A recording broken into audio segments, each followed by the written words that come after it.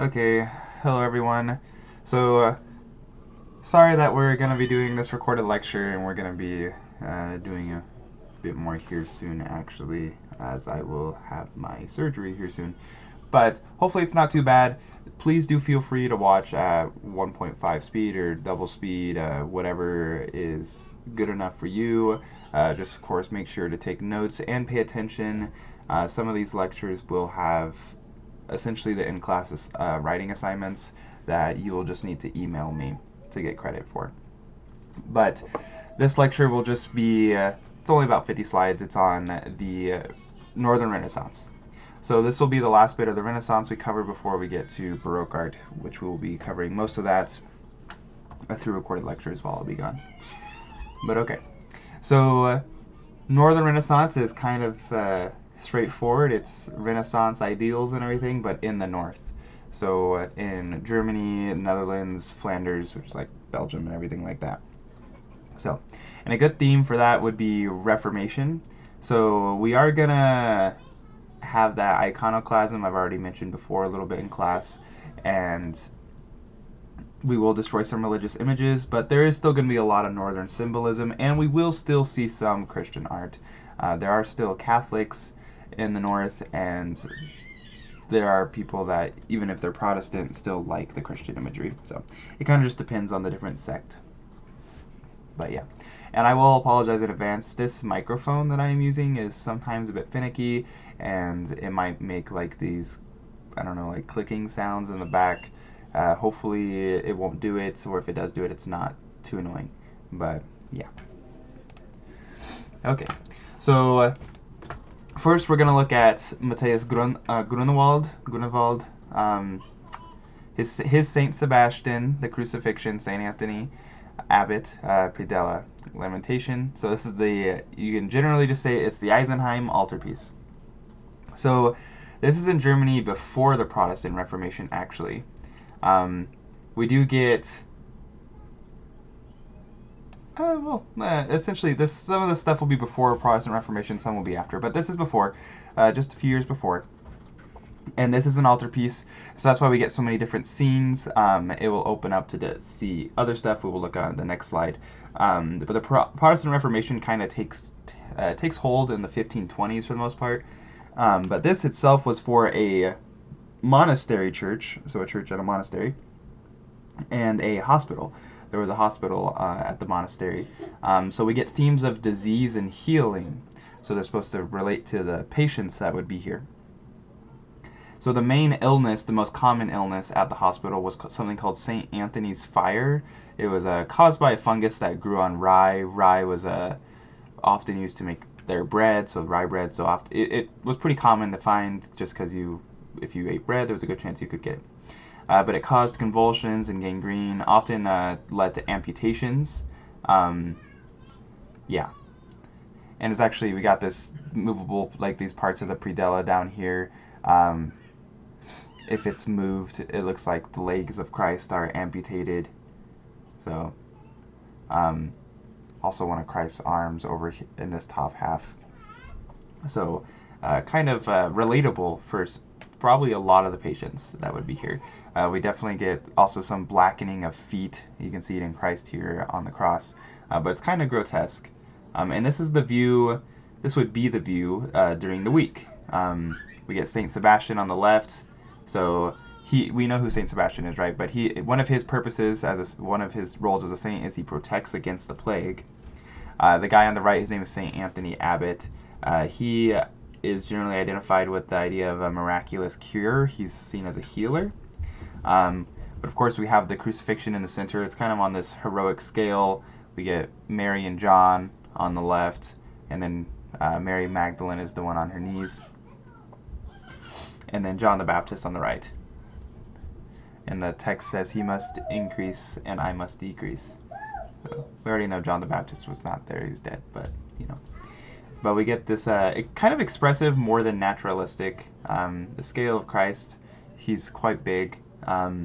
We have this sense of supernatural light, these gnarled fingers, the muscles and are kind of grotesque, and we get this, like, these lacerations. So the mood is kind of just, the dreadful ugliness of pain. Not very pleasant. Also, I will apologize. You're probably going to hear my kids giggling, maybe crying in the background. Hopefully it's not too distracting. But yeah. Okay. And then here is the same altarpiece, the Eisenheim altarpiece, when it is opened. So the mood now kind of changes from disaster to triumph. So on Sundays, so on the Sabbath, and on different feast days as well, which is common in the Catholic tradition, they would open these. They would open the altarpiece.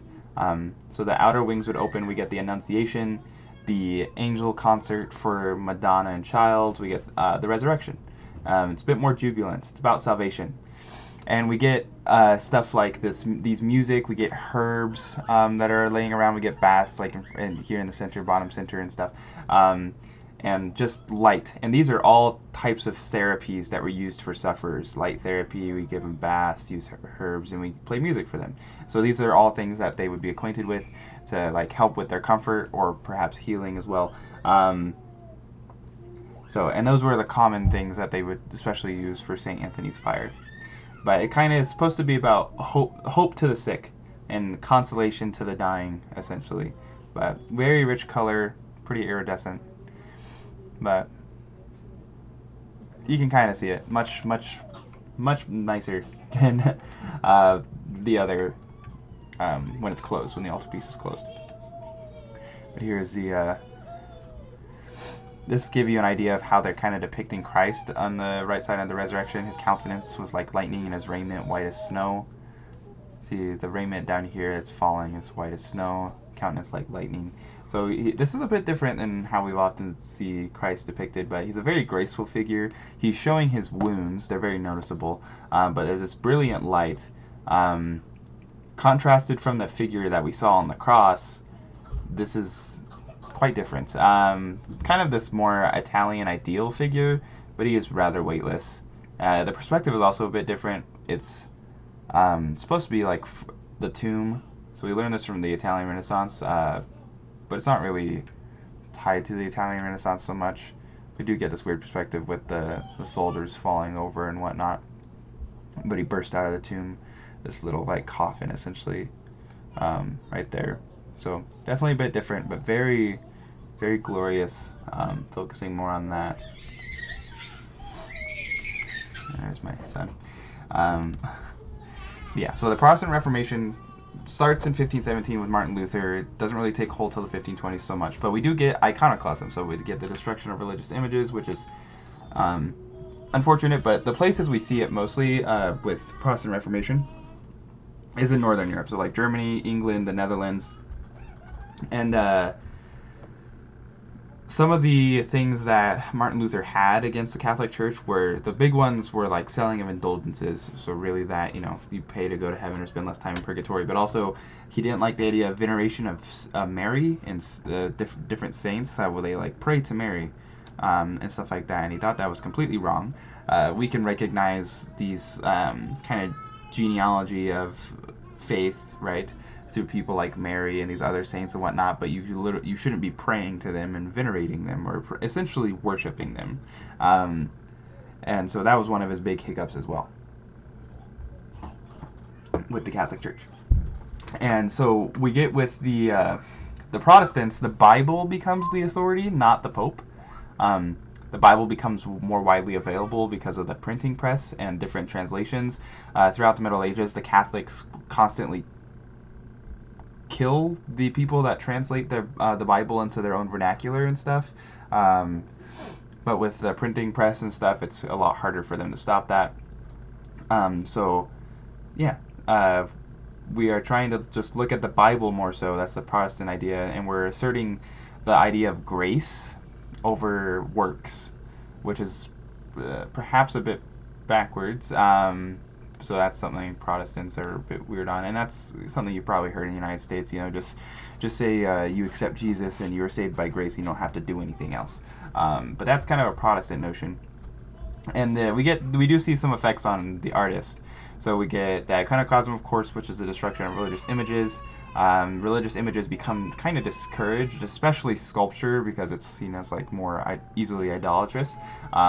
but painting kind of becomes more important because of it as a result. And then we get patronage starts to change a little bit. Artists had to pursue like new markets for their work, so we get more secular themes, a bit different than what we've seen before. So not really all bad news. We do get this growing capitalist economy that brings more trade and more wealth, and then therefore more patrons for the arts. So here's Jan van Eyck's the Arnolfini portrait. It's probably perhaps a good example. You don't need to know this one. It's from Art 201 really. This is in the National Gallery in London. So it's considered a masterpiece of the period. It's Flemish work, but it's a good idea. We're using oil paint for a while, and we're going to keep doing that. And here's a good example of what we're just practicing. This guy is a big name. You're going to want to know him. So his name is Albrecht Dürer. So he is influenced both by the Northern European naturalism, like from Van Eyck, but also the Italian Renaissance. So he was very well educated. He was an artist, but he kind of saw the artist as a scholar and a humanist. He did study Well, he did study a bit in Italy, and he liked the discipline and the rational standards of the Renaissance. So he goes back up to Germany after studying in Italy, and he becomes the most influential artist of the 16th century Germany, easily. And this is a watercolor sketch. I don't know about you guys, but dang, he's talented. Like seriously, I don't know how this seems incredibly difficult to do in watercolor, but I don't know. I'm not really a painter, so. But this is his hair. This is Channing's hair. But here is a piece of grass. It's called the Great Piece of Turf. So we're just painting stuff like grass and dirt. I mean, it's kind of for practice, right? So I mean, it's fine, but it looks pretty good as well. The one you'll need to want to know is the Four Horsemen of the Apocalypse by Dürer. So he becomes most famous for his prints. That's kind of obvious in some regards because prints are more readily available, they're cheaper, they can get to more people, and so more people have them, your name gets out there more and stuff like that. So this was made for the open market though, so this was not commissioned, which is a bit different.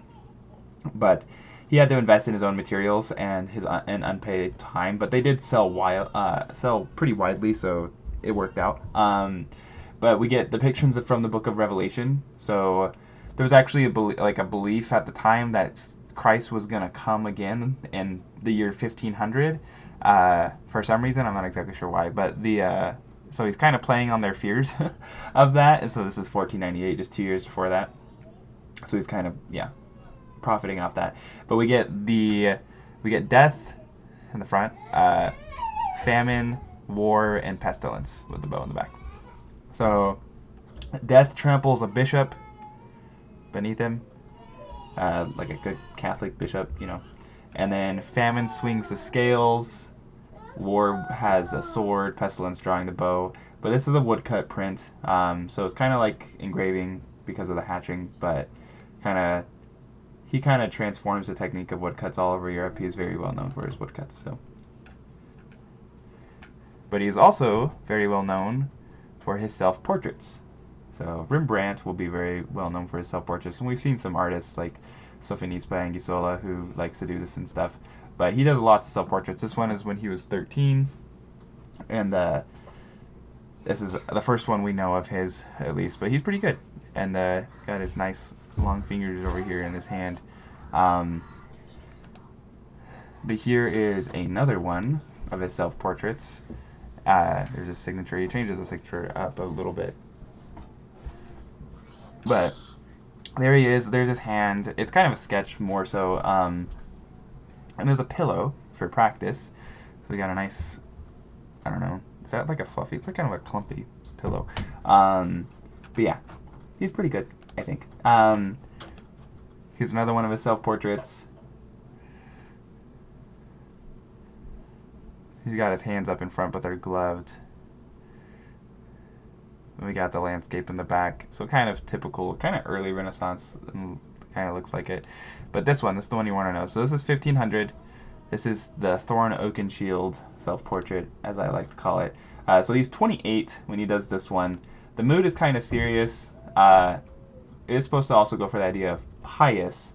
So what's really different about this one, what's important to know, is that he's using a frontal pose. And we haven't seen this before, really, because this pose is reserved for Christ.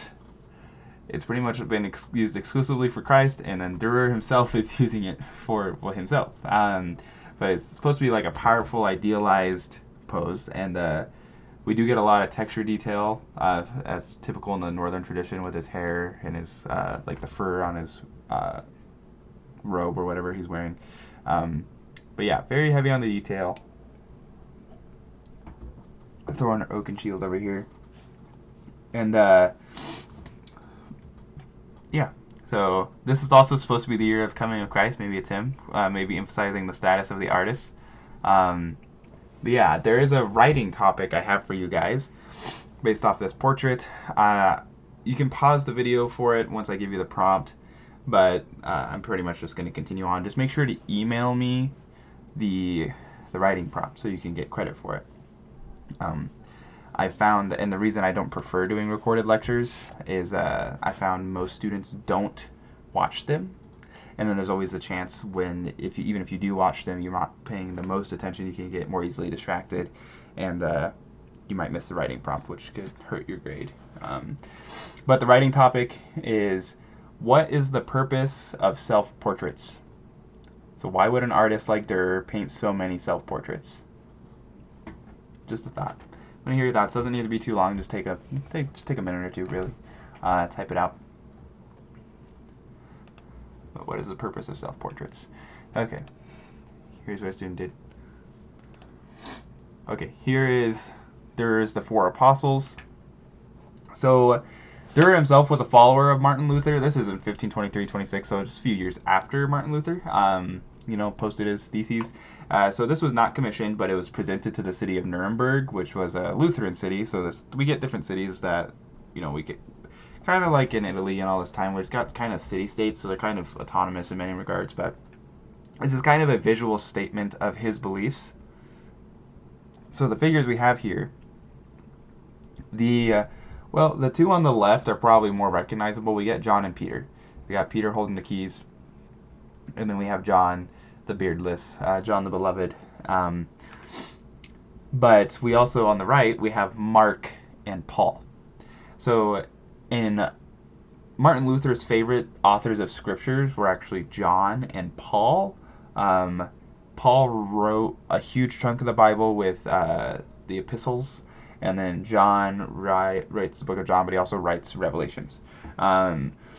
And so we get John and Paul are the four figures, the figures that are in the foreground, more so on the far left and the far right. And those are Martin Luther's favorite authors, so we put them here, focusing more on, they wrote more of the word in the Bible, and the Bible is the authority now, right? So Peter's importance is getting lessened. He's still important, right? We still put him back there, but it's not as important. He's still holding the keys, but he's behind John, which is definitely something we probably would not be doing in the Catholic tradition.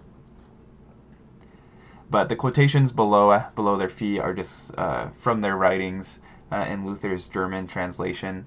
So kind of just warnings of apostasy and false prophets, just jabbing at the Catholic Church, essentially. But we do see a Northern European influence and the attention to detail. We get this sense of Italian monumentality, though, and these very balanced forms, of course, and the sculptural drapery and the solidity of the figures. So it looks pretty good, though. Durer is a very talented artist, to put it simply. So, but here's another print that's interesting, worth looking at. So, an allegory of law and grace. This is by Lucas Cranach, the Elder. So this is kind of actually the single most influential image of the Lutheran Reformation. So this was actually done in consultation with Martin Luther, and it's pretty much how to get to heaven. That's the theme here. So the Catholic Church insisted that believers could take action to vouchsafe their salvation by doing good deeds, which I don't think is necessarily wrong, but they also included in that making financial donations and paying for elaborate art to decorate Christian churches. I mean, we pay tithes, but we don't have to say, okay, you got to pay $3,000 for this nice mural we're going to put in our church. But Luther, however, kind of insisted that salvation was in God's hands, and that all the believer had to do was to open up and have faith, which is also kind of But we get two nude male figures on the left and the right. on either side, so of a tree. So the tree is green and living on the gospel side. To the viewer's right, everything is alive on the gospel side, to the right. And then barren and dying on the law side to the viewer's left. So we're supposed to follow the gospel, not the law necessarily. So we get 6 columns of biblical creations appear at the bottom of the panel.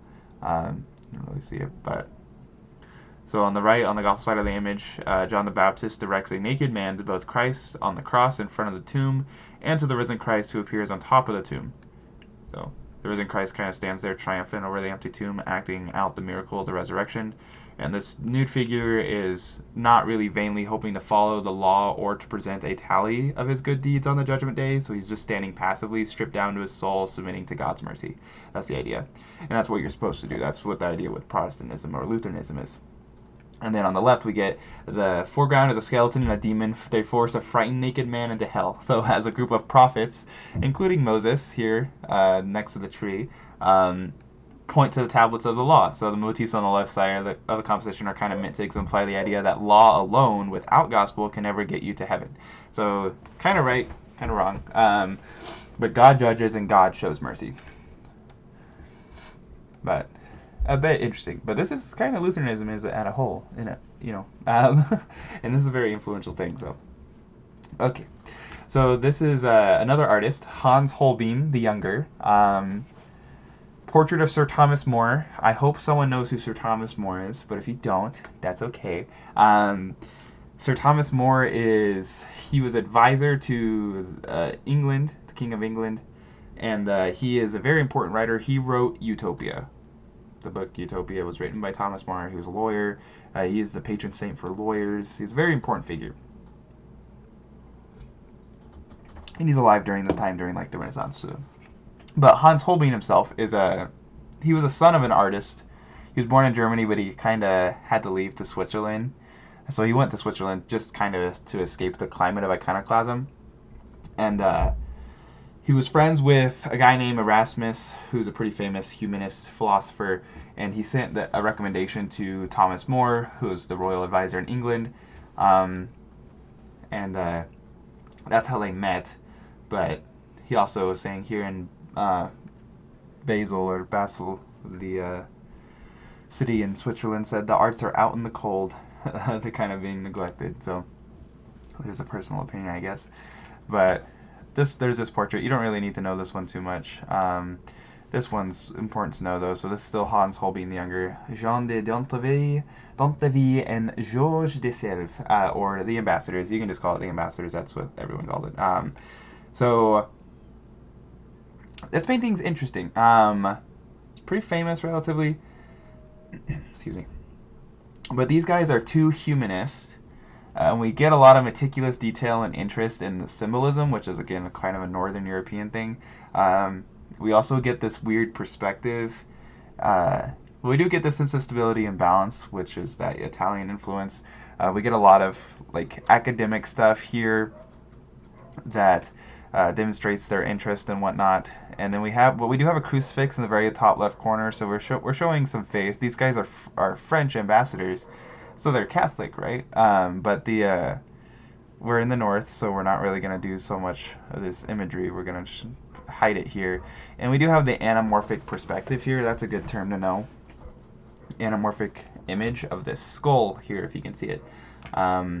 If you just stand to the side, you can see it like a normal skull. And we've seen stuff like this before.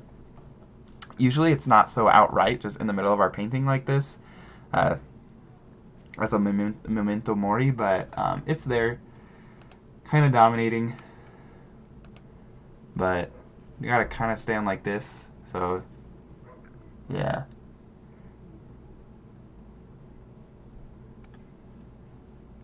But there it is. See, like when you can see the skull there with our anamorphic perspective, and then just look at some of the detail here. Very detailed, very good. Obviously very talented. There's the music. Probably read that. I don't read German or Swiss or whatever. That's not Swiss. Swiss is not a language. I don't read German or French or whatever language that's in, which are the two most popular languages in Switzerland. And there's a globe.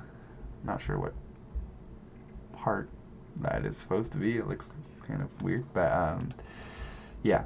So, there's so much stuff. But anamorphic perspective, just to give you an idea, like, good example we often see in today's world is kind of just sidewalk art. This is the Sarasota Sidewalk Art Festival. So, looks kind of weird, distorted, and then you just have to look at it from one specific angle, and it looks great. Kind of like 3D, right? So yeah, this is kind of like those Qing Dynasty warriors, or the clay warriors in China, the terracotta soldiers in China. But another Hans Holbein. We get Henry VIII. This guy is a total dipwad. Henry VIII is, but he's kind of Holbein's principal patron. So he's the guy that has breaks away from the Catholic Church in England and started the Church of England because he wanted to divorce his wife, Catherine of Aragon, because she didn't provide him a male heir to the throne. He also, because the Catholic Church had so much property in England with all their cathedrals and stuff, he seizes it for the Church of England, but mostly just for the crown, and they end up burning a lot of monasteries, and a lot of old text and a lot of old art gets burned and destroyed because of Henry VIII. The guy is a total idiot. But yeah, here he is. Sorry, that's just some personal conjecture. You don't really need to know that. But here's Henry VIII. We kind of get this frontal pose again, which is saved for Christ. At this point, it kind of becomes saved for Christ and royalty. We start to see it that way. But it gives us a supreme confidence. He's a very square figure, kind of known for being ruthless and having this commanding personality, but he's very opulently dressed. So this is very much a public image of power. But this guy is kind of a master of textures, if you can't tell. So definitely kind of a northern thing. Very good at this stuff. Also, I don't think I mentioned, but these lectures are going to go faster when they're recorded, even if you're not watching on increased speed, because it takes longer. I try to usually involve the class and whatnot, and take questions, but I can't really do that when it's just recorded. But if you do have questions, of course, please just feel free to email me. Happy to help. I want you guys to feel prepared and comfortable for your exam, because this Northern Renaissance stuff will be on your exam this Saturday, the 4th. So, but here's Henry VIII looking much friendlier. Okay. So there's this one. We looked at this like the very first day of class when we were just given a rundown, but this is Peter Erichsen, the meat stall. So this work is kind of different. This is in the Netherlands, actually. So for a time, the Netherlands was actually ruled by Spain. Spain had conquered the Netherlands, and they didn't like it. But the Netherlands kind of revolted against the Spanish rule. They wanted religious reform, so we get pretty widespread iconoclasm in the Netherlands. Spaniards are Catholic, and the Netherlands do not want to be Catholic. So, and they will no longer be Catholic. But we start to see new subjects depicted in their art because of that iconoclasm. And so we get more artists making works for the open market instead of on commissions. We get this market economy. And this is kind of just like we start to see more everyday scenes. This one is supposed to be like in Antwerp. But we still get a religious subject in the background, so it's kind of just a little window onto the past where religious subjects were okay, but also just onto the past when this subject actually happened. It's Mary and Jesus on the flight into Egypt. They're giving bread to the poor in the back left. I'll show you a close up in a minute. And they're giving bread to the poor, but then there's people lining up. Those people are lining up to go to church, and those people lining up going to church are ignoring the poor. But then we get poor Jesus and his family giving them bread anyway. So, and we get a tavern scene on the right. The guy's picking up all these oyster shells. Oyster are kind of used as symbolism for lust.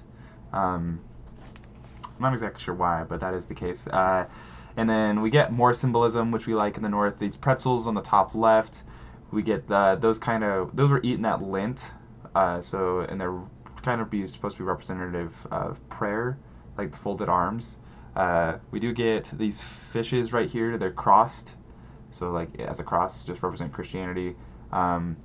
We also get just the meat hanging as Christ would hang from the cross. So as Joseph and Mary are saving him now on the back, he will still die on the cross to fulfill his mission. So maybe Erickson still wanted to have Christian messages, but just disguised it as a genre scene. So a scene, that's also a good term to know, I guess. Genre scene, it just means a scene from everyday life. And these are going to be more and more common, but they kind of start out in the north. So this one you could call a genre scene, but it's mostly like a Christian subject just disguised as a genre scene because of the iconoclasm. But genre scenes are going to start to take off a bit. So that's a good term to know. But here's a detail of poor Bessie. It's actually really sad to see. I'm not even a vegetarian, but that's just so sad. No. But there's the close-up of Mary, baby Jesus, so tiny, giving bread to the poor while all these other people line up for church and ignore the poor hungry people. Guy picking up oysters, the oyster shells. But okay, another really important artist to know is Peter Bruegel. Peter Bruegel the Elder. So this one is called The Return of the Hunters. This one's pretty famous actually. This guy also traveled to Italy, and instead of sketches of monuments a lot, he kind of returned with landscape drawings. He really liked landscapes.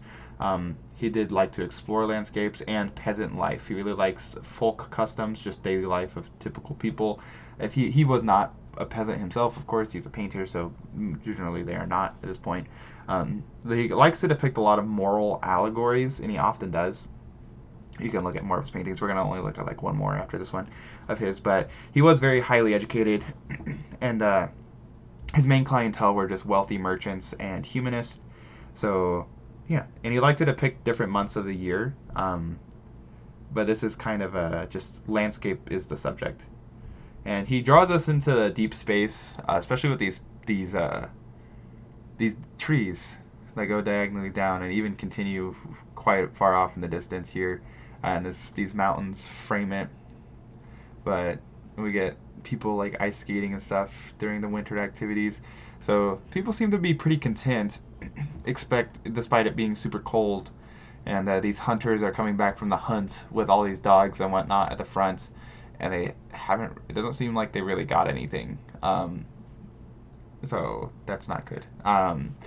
But so kind of a little downtrodden, maybe a little distraught in the front, but it doesn't really seem that way overall. And the landscape is lovely. I mean, he's definitely got lots of this deep space, and he leads our eye to it, and it is quite detailed for how far back it goes.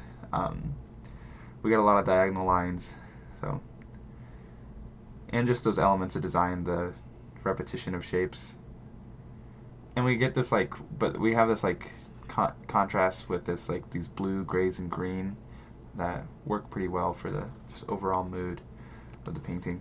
So, but it kind of harkens back to this medieval stuff of we paint stuff that were like days of the month. So yeah, it's something we've seen before necessarily. But here's the other Peter Bruegel painting you want to know: The Peasant Wedding. So this one's also really important to know. So he actually would disguise himself as a peasant, however you do that, I guess. But he would disguise himself as a peasant to watch their activities. And his paintings often look kind of storybookish or maybe naive, but the perspective is good. Like, he knows what he's doing. His style just looks a little cartoonish in some regards. But it looks kind of noisy here. Perhaps it's a caricature of peasants. Not sure. Like, he might have saw them as other in the sense of animalistic in some regards, like people to view through a glass but not to actually care about. But maybe he actually did like them and liked their simpler way of life and stuff. Don't really know what his stance is necessarily, but perhaps he thinks the common man is just as important. But this is kind of about the bride. It's an important day for her, so it's a peasant wedding. And if you can't see who the bride is, it's this lady.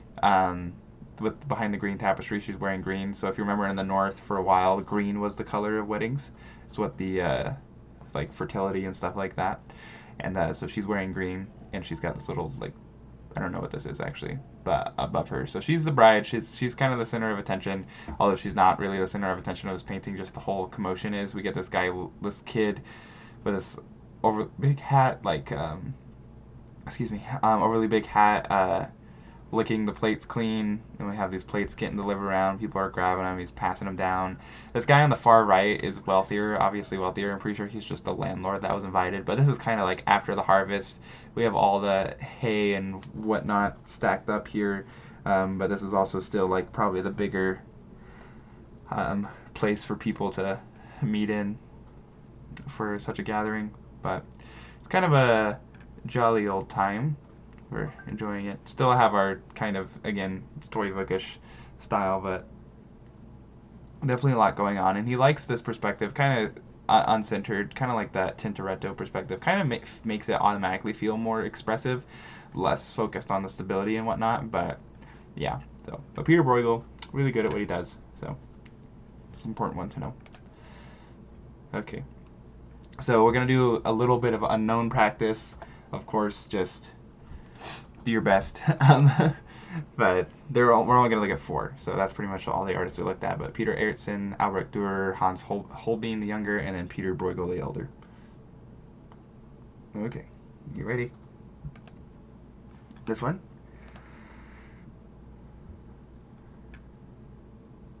So perhaps what can give it away is that frontal pose. It doesn't really look like a Dürer, to be honest, but the frontal pose, the attention to detail on the cloth, which we didn't really see so much from like Bruegel and stuff, but this is pretty reminiscent of Henry VIII, and this is actually Henry VIII's new wife, of Anne of Cleves.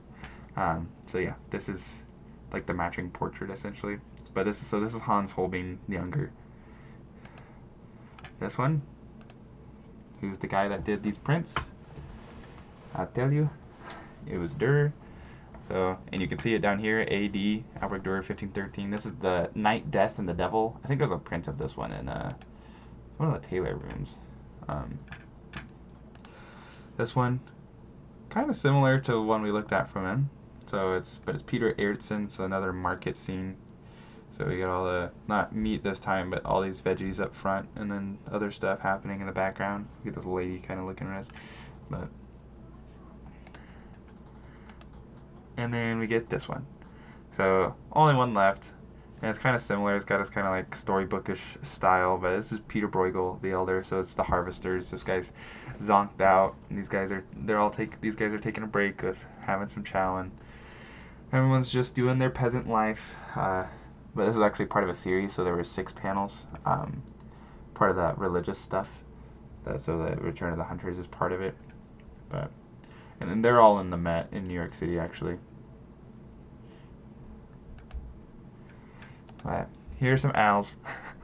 There's Albrecht Dürer's owl on the left. I don't remember who did on the right. But these are your works to know. There's not too many. There's only 9. Your exam due Saturday is Late Renaissance Mannerisms / Mannerisms and this Northern Renaissance. So there's that. Just to give you an idea of where we are so far, we're here at Northern Renaissance. We have everything else here to go. We're going to go through lots of this later stuff pretty quickly, to be honest. But yeah, we're in like week 5, and we're just getting through the 4th section. We'll start Baroque, and we'll do that for the next week and a half or so. But most of the lectures that will be recorded for while I'm gone will be Baroque art. We're going to look at Italy and Spain, and then like Netherlands and France all separately. So yeah, but again, please, if you have any questions, let me know. And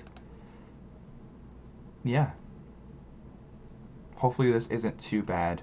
Hopefully it's pretty bearable. It's only coming out to pretty much 40 minutes, and then you can just even if you can just watch it faster and whatnot. But don't forget to send me that, email me the writing topic, the writing prompt, if you haven't already, and have a good one.